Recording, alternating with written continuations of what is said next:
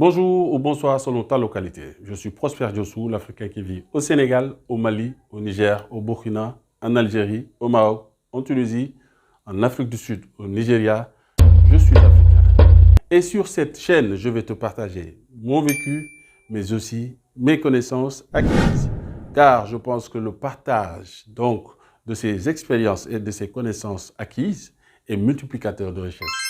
Cette richesse que nous aurons appliquée, pratiquée tous les jours fera que nous aussi, nous allons faire partie des nations qui prospèrent. Chers amis, chers frères, chères sœurs, chers parents, aujourd'hui je voulais vous parler d'indicateurs. Mot à mot, ou bien selon la terminologie française, indiquer, montrer, suivre, illustrer, faire prendre des décisions.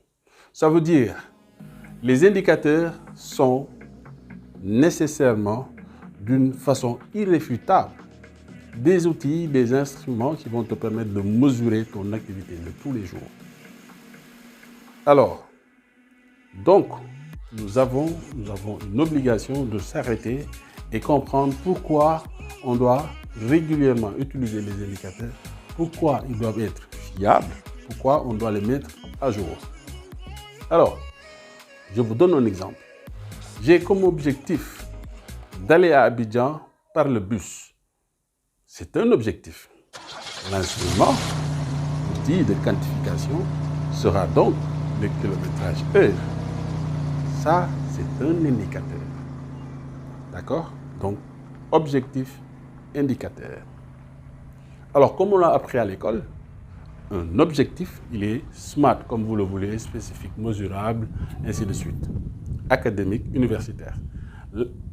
Le indicateur, notre indicateur est un instrument, un outil qui va nous permettre de prendre les bonnes décisions par rapport à l'état d'avancement de notre activité. Alors, donc ceci va nous permettre de dire que nous avons principalement deux caractéristiques d'un indicateur. Le premier, certainement lié au fonctionnement de grands organismes ou bien aux nations. Un indicateur, le bon, il ne doit pas être biaisé, ou bien potentiellement il est biaisé. Donc, il se pourrait qu'il soit biaisé. Alors, comme beaucoup le savent, ou bien beaucoup le disent, la plupart du temps, dans certaines nations, ces indicateurs-là, surtout dans la nation des dictateurs, ces indicateurs-là sont biaisés. Alors, le second, pour moi, la seconde caractéristique d'un indicateur, c'est celui, ou bien ceux qui respectent donc les normes, ou bien en tout cas la règle de l'art pour mesurer ou bien mettre en place ces indicateurs. Deux caractéristiques. Alors, quand j'étais encore jeune vendeur, j'avais souvent donc une mauvaise habitude. C'est de compter les ventes en fin de journée, 16h, 17h. C'était une erreur gravissime. Alors, aujourd'hui, tu es vendeur, ou bien en tout cas, tu n'es pas vendeur, tu as ton entreprise, tu sais déjà que tu dois connaître au jour le jour, à l'heure, à la minute près, tes indicateurs. C'est ce que nous voulons.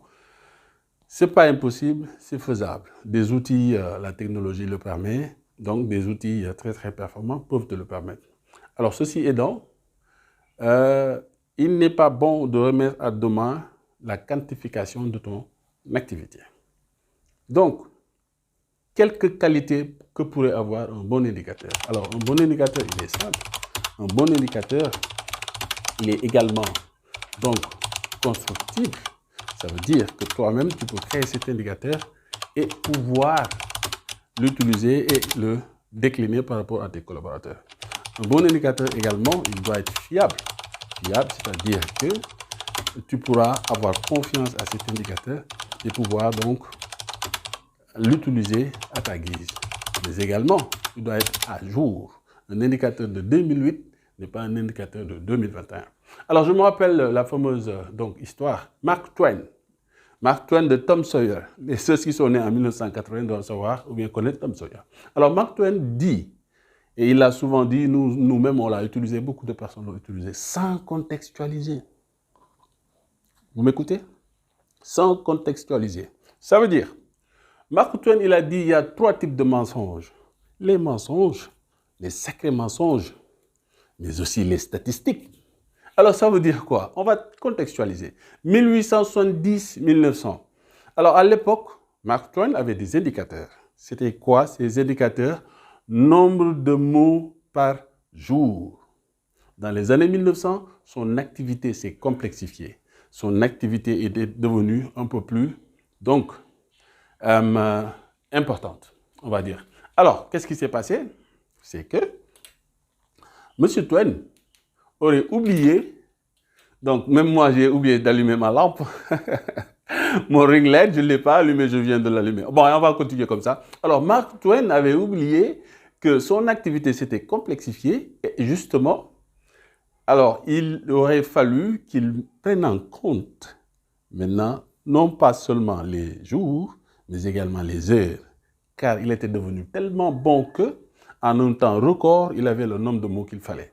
Il pensait qu'il était moins performant parce qu'il ne prenait pas en compte, justement, les heures. Il ne prenait en compte que les jours.